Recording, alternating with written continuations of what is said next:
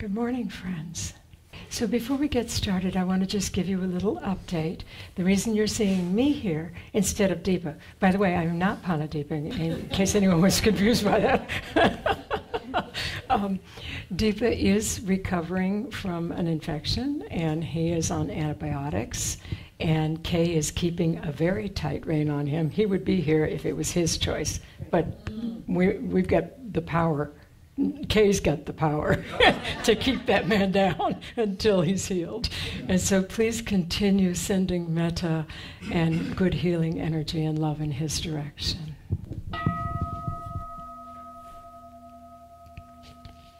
The one who bows and the one who is bowed to are both by nature empty. Therefore the communication between them is inexpressively perfect. Our practice center is the net of Nindra, reflecting all Buddhas everywhere.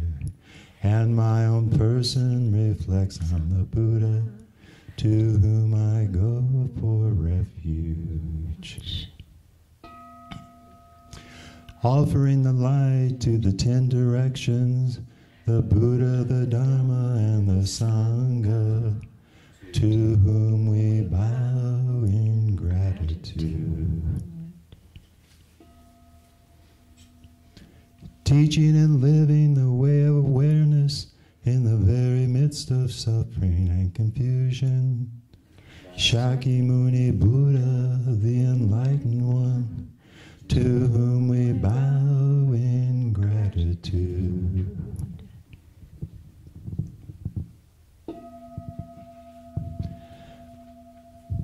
I vow to avoid killing living things. I vow to avoid taking what is not given. I vow to avoid sensual misconduct. I vow to avoid false speech. I vow to avoid malicious speech. I vow to avoid harsh speech. I vow to avoid gossip. I vow to avoid covetousness. I vow to avoid ill will. I vow to avoid wrong view. Excellent, excellent. They were good for Deepa.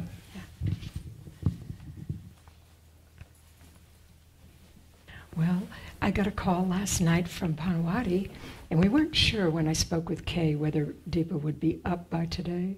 And I got a call last night saying, Deepa needs to be down for a few more days. Will you do Dharma? And although I am a Dharma teacher, I usually have time to prepare something. And in this case, I didn't have much time.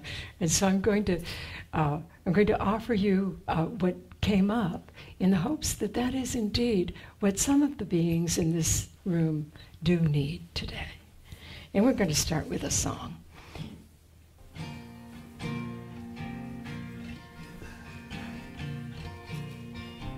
Been working hard just to change my ways. Stopped all the hateful things I used to say. Now I'm quiet, but it's just delayed. 'Cause I'm still caught in stinking thinking. My mind's still going on about all that's wrong. I want so much to sing a different song. I've been suffering for way too long. It's still the same old song I'm singing. Dropping the veils that are covering the truth. Humiliation, disgust, offense are really of no use. Then there's this thing about loving.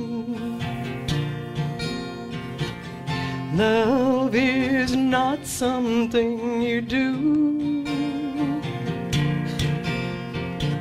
Really all you gotta do is drop in and be the love.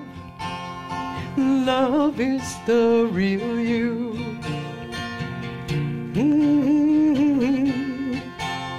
Love is the real you. When anger rises up, what can I do? when sadness covers me down to my shoes? How can I manifest a different view and not complain and cause such mayhem? How can I love the unlovable? What made them so parochial? But then it's me who's judged them so. With love is how I'd rather see them. Dropping the veils that are covering the truth. Humiliation, disgust, offense are really of no use. And then there's this thing about loving. Love is not something you do. Really all you gotta do is drop in and be the love. Love is the real you. Just be the love. Love is the real you.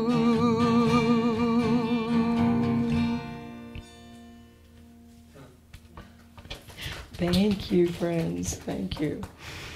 And so, as I was thinking, what might I share with you today? I came across this piece of research that was done back in 2008 at the University of Wisconsin, and they're doing some beautiful work up there. Dr. Singer, and I can't think of the other gentleman who's working with him, on the research on meditation and how does that manifest in our physical bodies? Is there something that they can measure there? And so I'm going to read you just a little bit about this particular study. 2008, and I'll just read you a few little snippets from the article I found. Cultivating compassion and kindness through meditation affects brain regions that can make a person more empathic to other people's mental states. This study was the first to use functional MRIs to indicate positive emotions such as loving kindness and compassion, that they can be learned in the same way as playing a musical instrument or being proficient in a sport can be learned. The scans revealed that brain circuits used to detect emotions and feelings were dramatically changed in subjects who had extensive experience practicing compassion meditation and loving kindness also.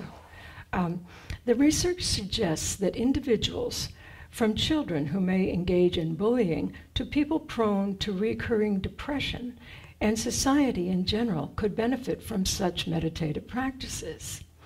When meditation experts watched videos of other people suffering, functional MRI scans of their brain showed heightened activity primarily in structures that are important for caring, nurturance, and positive social affiliation. That is, brain regions that orient themselves toward well-being of other people. In the non-meditators, the videos of the suffering were more likely to engage brain structures that support unpleasant feelings such as sadness, aversion, or pain, which in turn makes people distressed and want to remove themselves from the situation. Yet when non-meditators received training in contemplative practices, specifically those that center on compassion or the Buddhist notion of loving kindness, scientists observed shifts in brain activity with less activation in the neural structures that support unpleasant feelings and thinking about one's own self. When these new meditators tried to extend compassion towards sufferers in the videos after as little as a week of training, the researchers saw changes in their brain response that suggested an intentional shift towards greater concern for the victim. With continued training, new meditators' brains started to resemble the brains of the, quote, experts. So within the first week of doing loving kindness or compassion practices, our brains start to rewire, and we're no longer stuck in those those negative emotion things. We're no longer as likely to go towards sadness and aversion and pain, or running from the suffering of others and ourselves for that matter. Then we're more likely to actually be able to be in that place of compassion, of accepting that this is what's true in this moment, and instead of turning away, we turn towards, and we are able to offer that love and that compassion. The upshot, like muscles in the body, the brain is pliable. The evidence shows that if we train in a particular way of relating to other people, we may be able to shift our neural response, our brain response, in a direction that is healthier, less stressful, that it is more strongly oriented towards caring for the well-being of others. And so with that in mind, I thought we might do a guided meditation on loving kindness and compassion. So you guys up for that? Okay, good deal. So I'm going to take the loving kindness and compassion practice that they were using with the study and let you experience that. So here we go.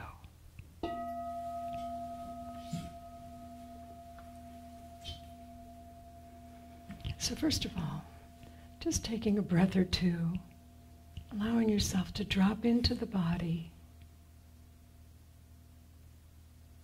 drop into this present moment.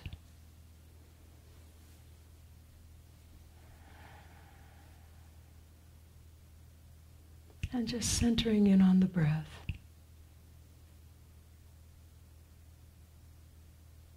Allowing all the thoughts that we brought in with us, just setting them aside.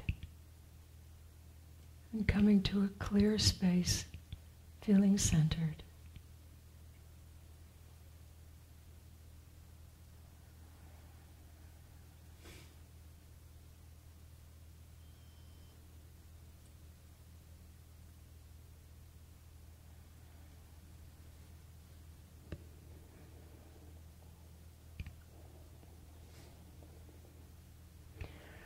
Begin with, picture someone who is close to you, someone who you feel a great amount of love for, and notice how this love feels in your heart.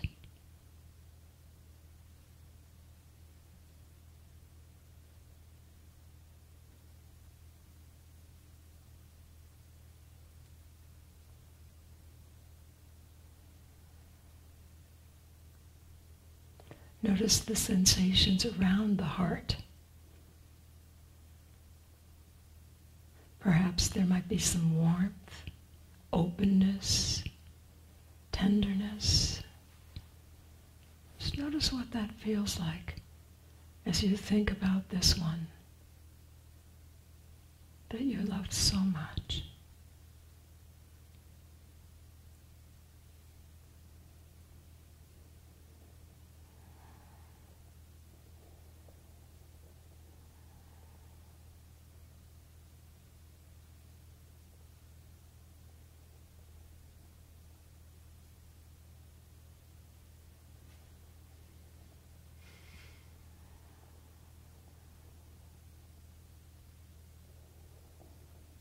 Pay attention to the physical sensations that come with this. Mind and body are one.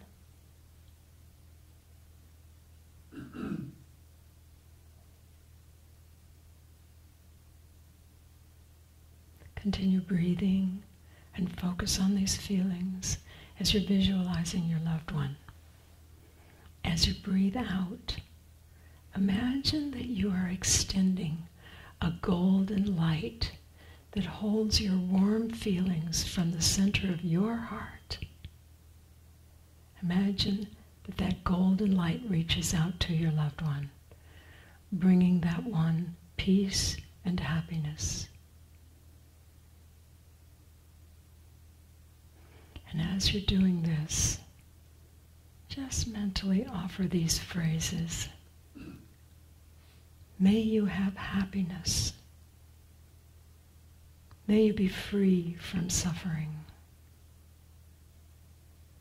May you experience joy and ease.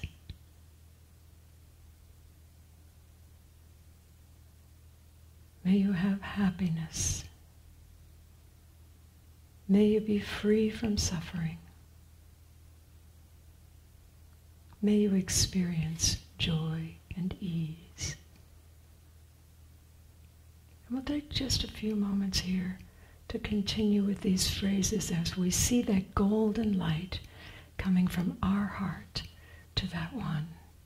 And we'll just repeat these phrases in our mind. May you have happiness. May you be free from suffering. May you experience joy and ease.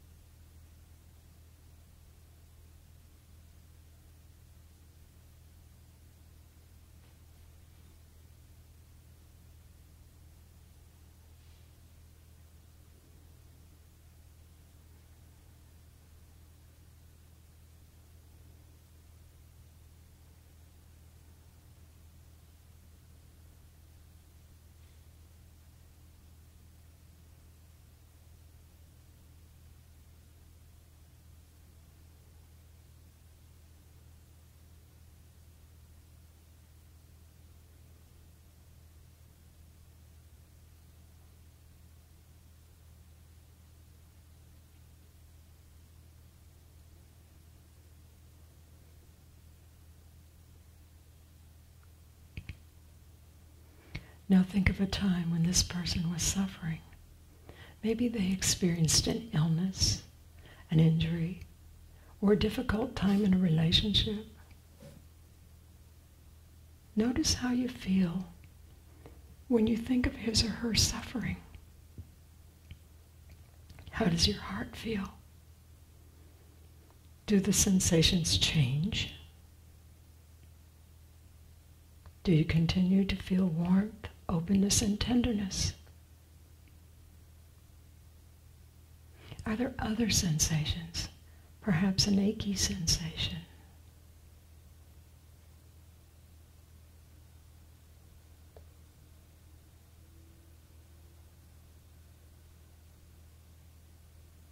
Continue to visualize your loved one as you breathe.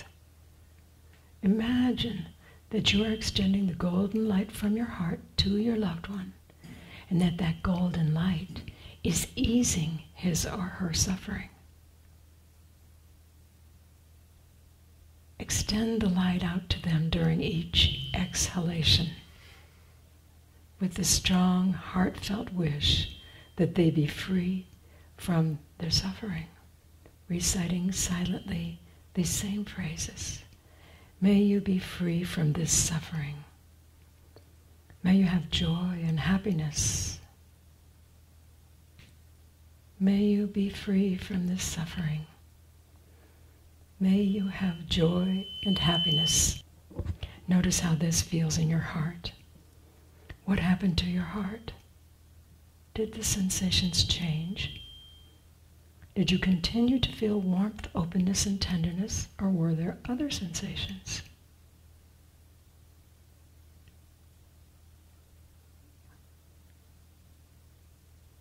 Allowing your phrases, may you be free from this suffering, may you have joy and happiness, allowing those phrases to ride on that golden light coming from your heart to that one's heart.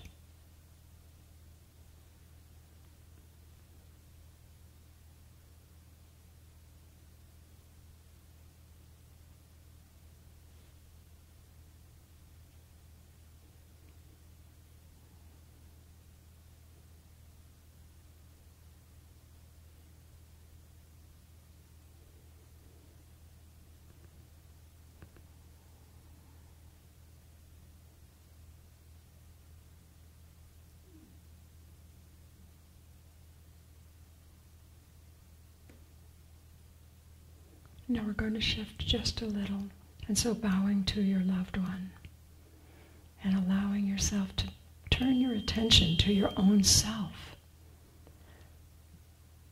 to a time when you have suffered. Perhaps you experienced a conflict with someone you care about, or did not succeed at something you wanted, or you were physically ill. Allow yourself a moment to contemplate that time when you were suffering.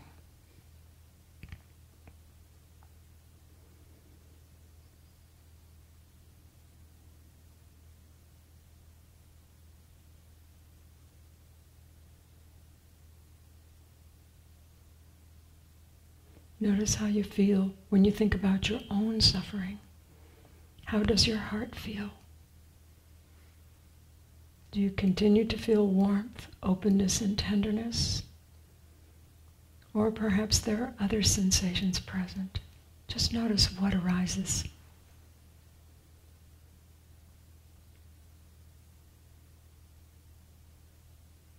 And just as we wish for our loved ones' suffering to end, now we wish that our own suffering would end. We may also envision our own pain and suffering leaving us. We may experience happiness. Continue to visualize yourself as you breathe and imagine that the golden light emanating from your heart is easing your own suffering.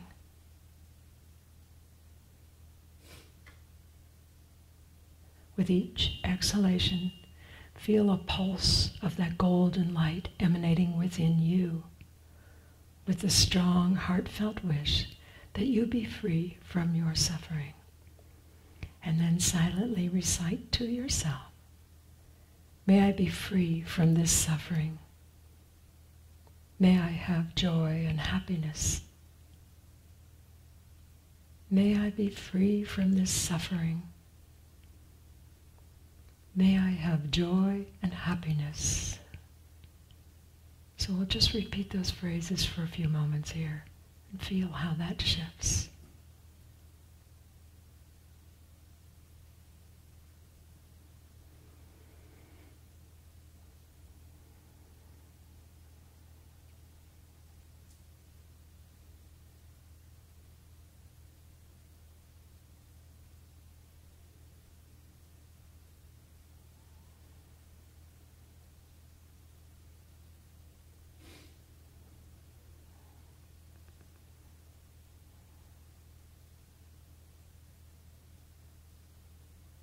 Again, notice how this feels in your heart.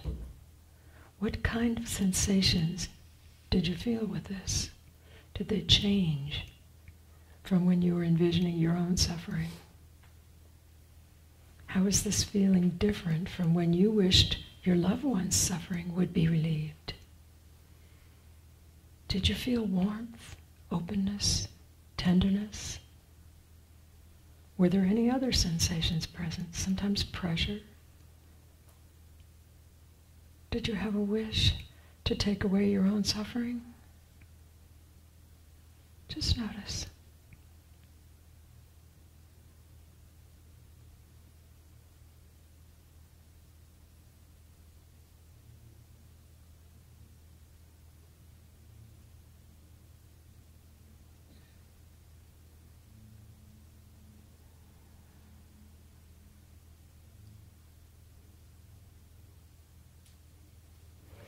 Now we're going to shift to another person. This one is our neutral person. It's someone you neither like nor dislike. Someone you may see in your everyday life. If you're in school, it may be a classmate with whom you're not familiar, or your bus driver. This was written for children as well, and so they offered the bus driver and the friend at school. For us, since we're all adults here, we're going to be thinking of people like the person at the gas station where we fill up. We see them, but we don't know them. We don't like them. We don't dislike them. Perhaps a checker at the grocery store. Although you're not familiar with this person, think of how this person may suffer in his or her own life. This person may also have conflicts with loved ones, or struggle with an addiction, or may have suffered illnesses. Imagine a situation in which this person may have suffered.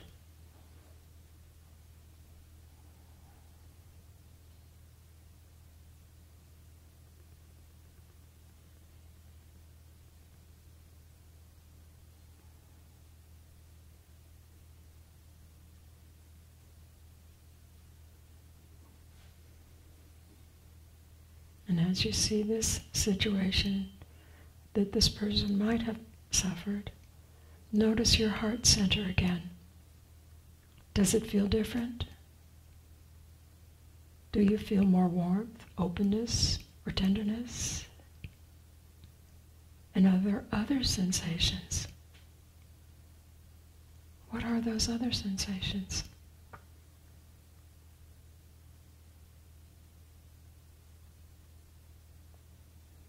How does your heart feel different from when you were envisioning your own or your loved one's suffering?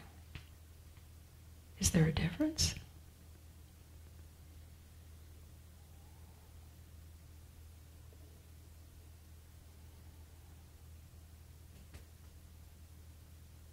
Continue to visualize this person as you breathe, and imagine that you're extending the golden light from your heart to them, and that golden light is easing their suffering. Extend this light out to them during your exhalation, and with the strong, heartfelt wish that they be free from suffering. See if this wish can be as strong as the wish for your own or your loved one's suffering to be relieved.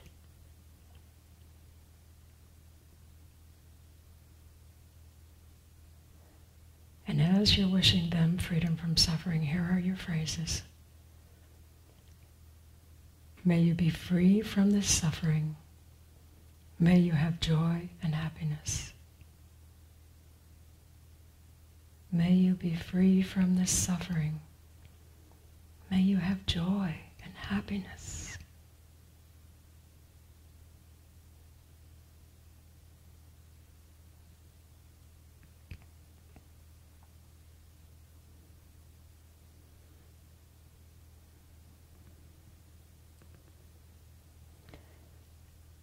Again, noticing how it feels in your heart.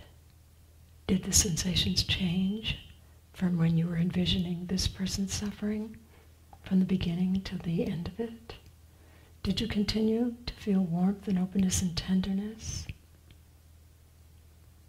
Were you able to get the may you be free from suffering to ride from your heart to theirs on that golden stream of light? Just noticing. Not judging, just noticing.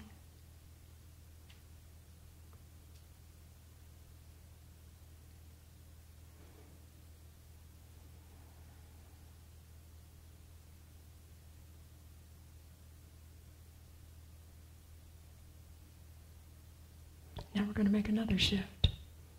We're going to what they call an enemy. I don't like that word, so I'm going to use difficult person. Now visualize someone with whom you have difficulty in your life. This may be a parent, a child with whom you disagree, an ex-girlfriend or boyfriend, ex-husband or wife, someone with whom you have difficulty. This might also be someone you don't even know, but someone who is prevalent in the news. It might be a co-worker. So take a few moments and see who your difficult person is, and then see that one before you.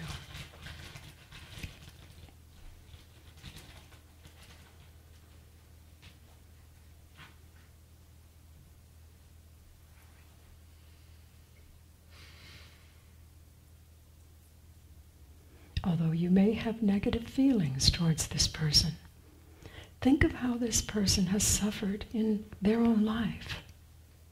This person has also had conflicts with loved ones, or has dealt with failures, or may have suffered illnesses. They may have had great difficulties and stresses in life. Think of a situation in which this person may have suffered.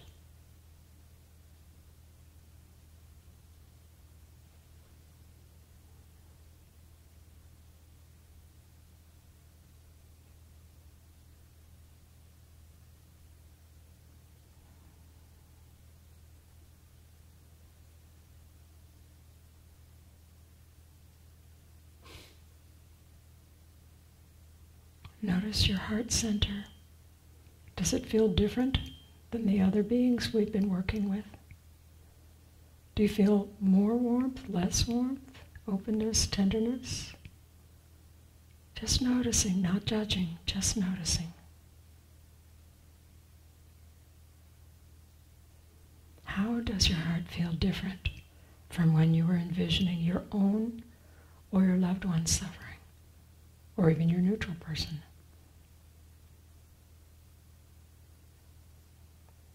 Okay, continue visualizing this person as you breathe, and imagine that you're extending the golden light from your heart to them.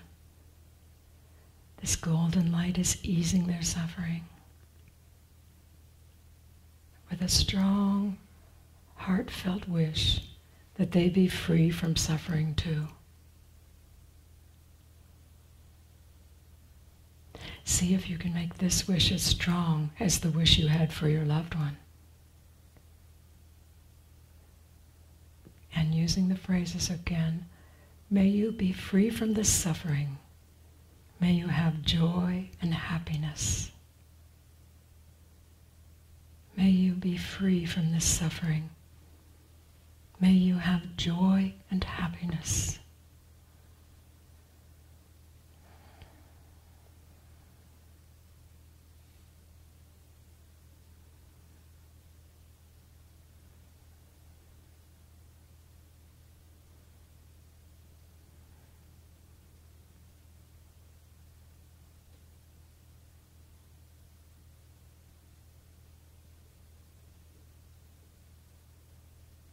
If you're having difficulty in wishing this person's suffering to be relieved, it may help to think of a positive interaction you've had with this person that can help you in wishing them joy and happiness.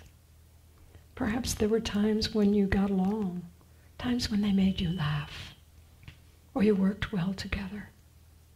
And continue, may you be free from this suffering. May you have joy and happiness.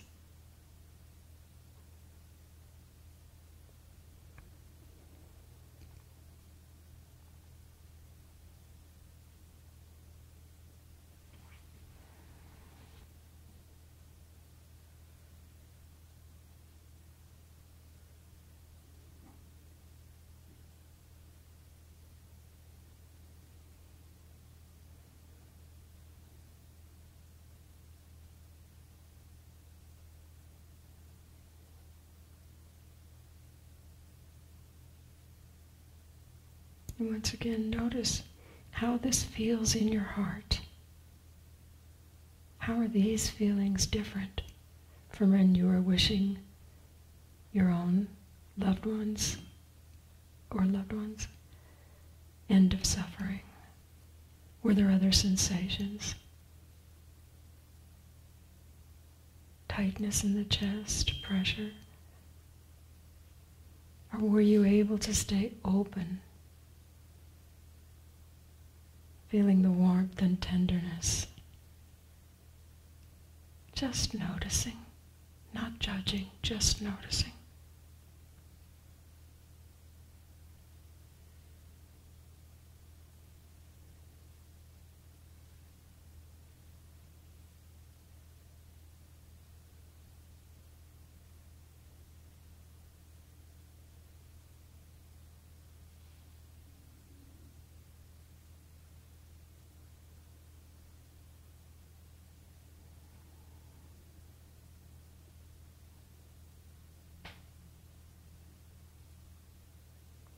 Now we're going to shift one more time. We're going to be offering our wishes towards all beings.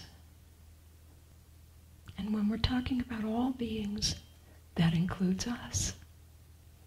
So we're all in this together. Just as I wish to have peace, happiness, and freedom from suffering, so do all beings.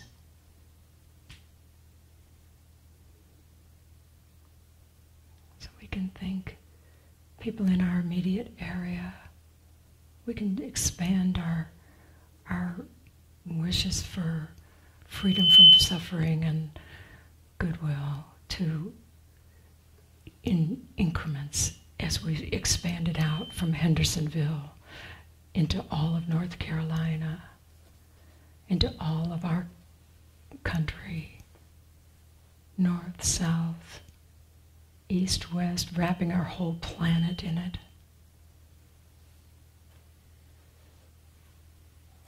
We can even go beyond our planet to other planets. Or we can go into the oceans on our planet, or other planets for that matter, and find those beings that live in the water, or perhaps those beings that live underground, our little earthworms in our gardens, all beings everywhere. May you be free from suffering. May you have joy and happiness.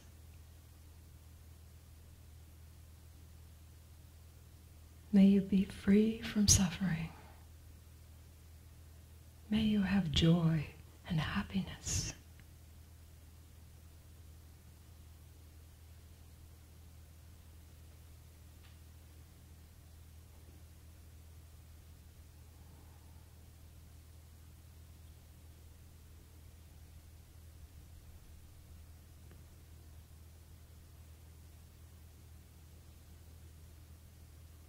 It's a big universe out there, so we'll take a few more moments to include all these ones in our heart. And we can visualize that golden light from our heart expanding out in all directions and touching all beings everywhere with our wish for their freedom from suffering, with our wish for their joy and happiness.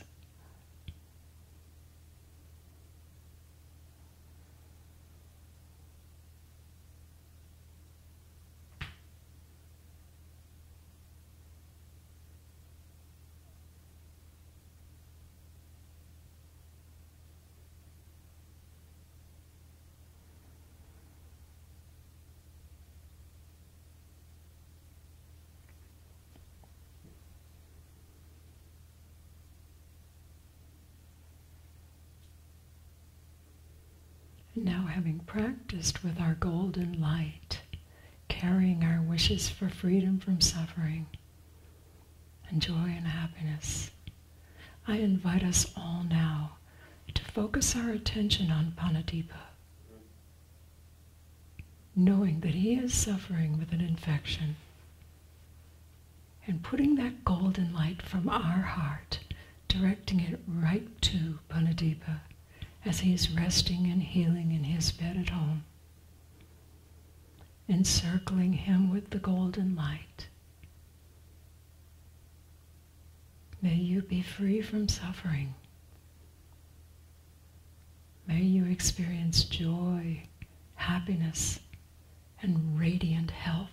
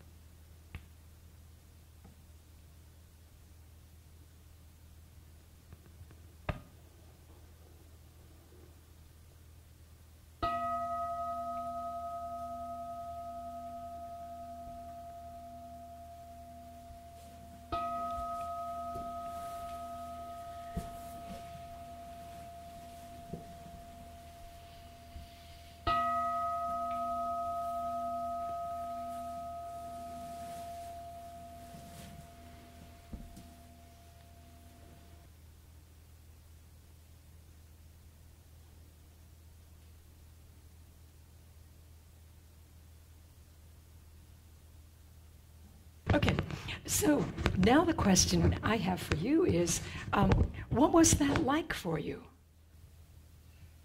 Was it difficult to do the visualization? Yeah, a little bit, yeah. The golden light was challenging for me. Okay.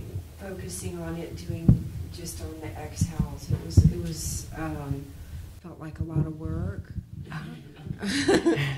Yeah, it is. So I think I just dropped that part of it and went with the rest, and it worked really well for me. And focusing on taking the time to look at the feelings that arose with the different individuals was very helpful. Was it different? Yes. I'm not pointing at you necessarily, but yeah, it was different with the different people. How about the rest of you guys? Did you find it to be different? Yeah. It was much easier to feel the love for Elliot than for other people I was thinking about. Okay, yeah. So yes, the loved person was much easier to feel the warmth, Yeah. goodness flowing out of me towards him than towards, somebody else that I had difficulties with. Yeah. I was surprised at the different feelings, the different levels there. And thank you. That I think that difference between when we're sorry, these things make noise. Okay, the difference between like when it's our own loved one, our child, or a family member, versus our neutral person. Often there's a difference there. But when we get to working with our difficult person, most of us do feel a real difference there, almost like there's a blockage of the love and light coming from us. And that's the wisdom of doing this practice regularly, because as they were saying, within the first week, we already are seeing those changes in the brains of the people doing the loving kindness and compassion meditations. But as they continued on with it, they came into the same the functional MRIs were much more close to people who have been meditating for years and years. And when we make those changes in our brain, our heart becomes more and more open. And not only to those that we know and love, but we're able to extend it not only to the neutral person, but also to the difficult person, And when we can love the, quote, unlovable, then we know we're on it. We know we've got that. When the love is the same, the energy, the warmth, the feeling of tenderness is the same for our difficult person as it is for our loved one, then you've got to that place where there's not a self in between. We're paring away. Actually, that is a way of paring away the self, is feeling that compassion for all beings. And it's nice to know that it's not all in our heads, although I guess it kind of is because the brain is in the head, but it's physical as well as mental. And so that's a pretty cool thing. Yeah, Walker. It's theoretically that the part of the brain that prefrontal cortex that with opening with a meditation, actually that's supposed to open our heart. And something that I experienced last October during the some conference at the some Episcopal, the chapel in the Canuga. Suddenly I had this feeling of something that my heart was in a meditation. It's like a burning or something. This whole area was just like there's something there. It's like a big, huge, like a furnace or whatever. After that, since last October, I always feel this this whole area physically is like this cavity there. So today, when I do the meditation, something quite interestingly that before that happened, it was a more of the mental thing that when someone that, this anime, whatever that comes, I felt it in my heart. But today, something miraculously, I don't have any difference in my heart, because that capacity of like some kind of big, huge lake like this burning, it's the same for everyone. That was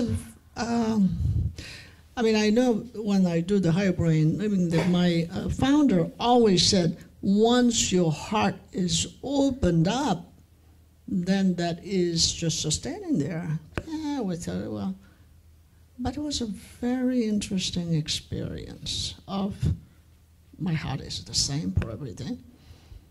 And then another lovely thing happened was when we sent golden, like Parinnata, Deepa's face shows up.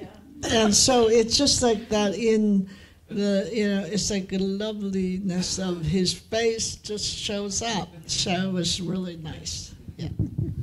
Thank you so much, Parker. Yeah. Anybody else?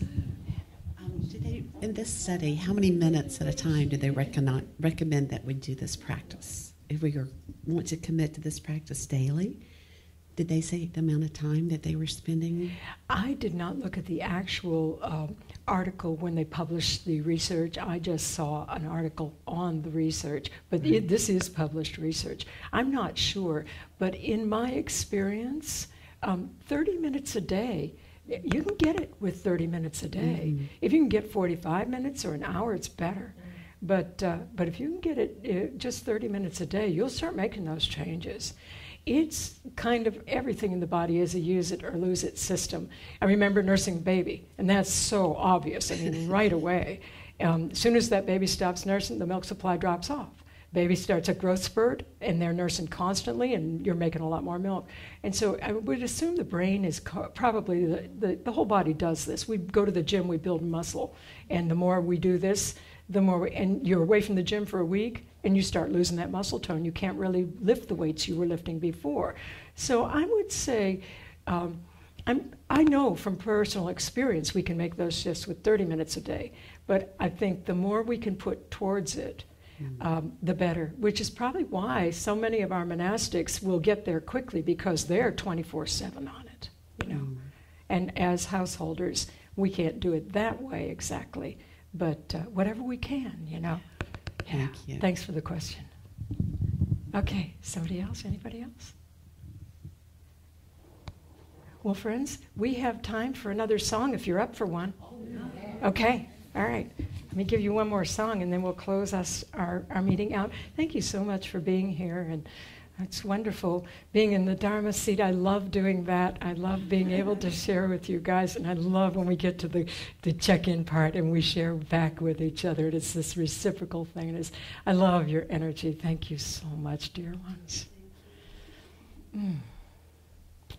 Okay. So my husband and I were here for the Christmas New Year's retreat. And Venerable Panawati said, okay, here's the topic for the retreat. Now I want you to get back in your rooms and write me a song. And both of us wrote 2 songs on our retreat, and neither one of us had a song that really addressed the topic of the retreat. But this is one of the songs that came through me during this retreat. So you're getting it's pretty fresh off the press here. Gotta go down here.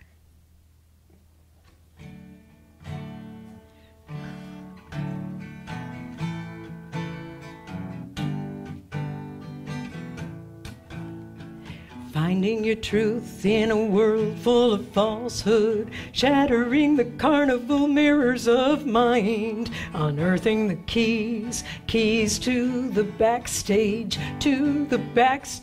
of your life. Finding your truth in a mind full of falsehood, tossing those hurtful ideas behind, releasing the thoughts and the dusty beliefs and all that has made you blind. When thoughts are dissolved, when wrongs are resolved, no longer involved with the I, me, or mine, when long-held beliefs are finally released and all that remains is what's wise and what's kind. It all takes a firm commitment and finding the joy in the ride. A little work right now, and next thing you know, it all comes alive. It comes alive. Oh yeah, alive. Finding your truth in a heart full of falsehood, knowing that fear has been telling you lies, understanding you see, listening deep. Self can no longer dramatize when thoughts are dissolved, when wrongs are resolved, no longer involved with the I, me, or mine, when long-held beliefs are finally released, and all that remains is what's wise and what's kind. It all takes a firm commitment and finding the joy in the ride. A little work right now, and next thing you know, it all comes alive. It comes alive. Oh yeah. Knowing yourself from the inside out, no longer caught in the web of desire, flowing compelled by the freedom from self. Freedom appears like a bright morning sunrise when thoughts are dissolved, when wrongs are resolved, no longer involved with the I, me, or mine, when long-held beliefs are finally released, and all that remains is what's wise and what's kind. It all takes a firm commitment and finding the joy in the ride. A little work right now, and next thing you know, it all comes alive. It comes alive. Oh yeah, alive, alive.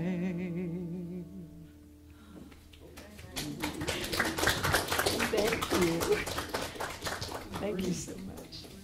You know your husband's song about that one song he sung about God? Yeah.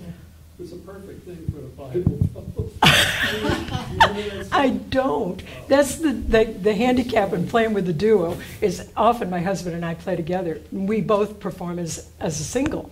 And we both find that when we're doing it without the other guy, there's some songs that get left by the wayside. But if you're curious about what Robert's talking about, I bet he could tell you some of the lyrics to that song. Is the God's for everybody? Or Yeah, right. God's for That's everybody. it, yeah. I will try to get that worked up for y'all. I'm actually here on a 3-month work retreat in developing the wellness center that we will have here at Heartwood. And so before the end of May, we should have our wellness center designed, open, and ready to, because we can't really concentrate that well if we're not well. Mind and body are two sides of the same coin. And so we've got to keep these little physical animals well so that we can proceed with our transformation of that unconditioned part of us who's in that symbiotic relationship with our little human animal. And so I get to be with you guys for 3 months, and this is really, really exciting for me. And so, yes, Robert, I will, just on your request, I will work up God's for everybody for y'all. I have one question. Yes. To everybody. This is sort of like from this meditation today. Something that I felt about this loving kindness, compassion, or our heart's capacity, it becomes very much like impersonal. When I psychological or emotionally involved, that we're very emotionally involved with, oh, I don't like this person, or I like this person, or oh, they did this, something kind of chatter. Yeah. But today, when I was doing the meditation, because this heart is almost like it's inside of me, but it's so impersonal entity of like a big lake or some burning furnace, whatever. Yeah. So this heart is not interested in whatever I maybe feel toward the other, so that when each person who did whatever that comes, I don't really see that personality or all the stuff. I just feel the heart of that person, the same as just everything. Yeah. So that golden, that was really helpful to see it. So I just realized love that we're talking about is very impersonal. Yes, it Very is. impersonal. And Deepa told me at one point, Walker, that be the love. He said he was the one who gave me that line for the song. Love is not something you do. You are the love. And it sounds like what you're describing is that anything that comes across your purview, the love just washes over it at that point. That's right. So that's It's exactly. beautiful, So Walker. it is like for the first time that word I heard impersonal, but when I physically experiencing. It's different, isn't it, than what we think? Yeah, the experience is different. Yeah. Well, friends, we're going to close up with a dedication of merit.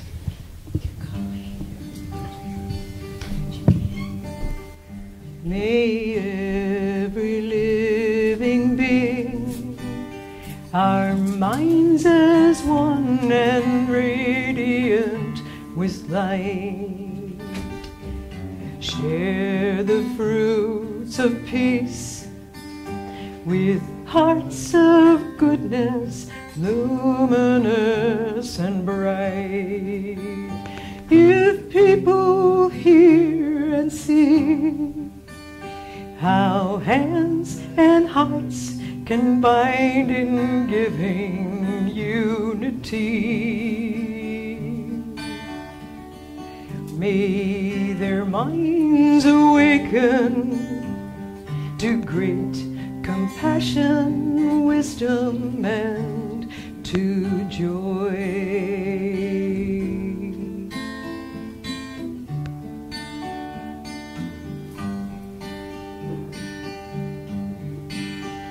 May kindness find reward.